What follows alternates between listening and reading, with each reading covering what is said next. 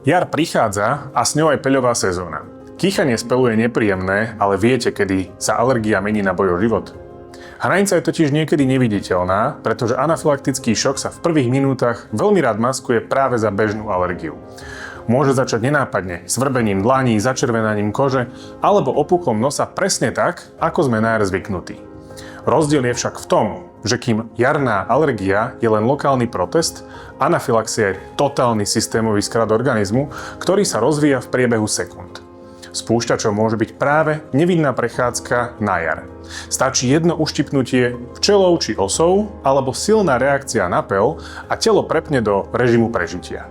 Imunitný systém spanikári a životne dôležité funkcie začnú zlyhávať.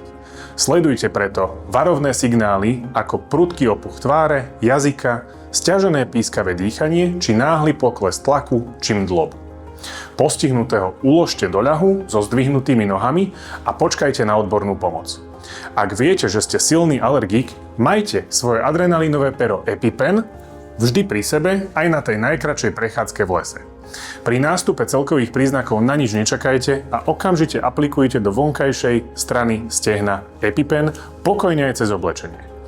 I hneď potom volajte záchrannú službu na čísle 155. Adrenalín vám kúpi čas, no jeho účinok je dočasný a šok sa môže po chvíli vrátiť.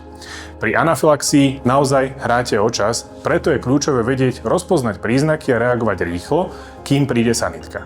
Sledujte náš profil, aby ste presne vedeli, čo robiť, keď ide do tuhého.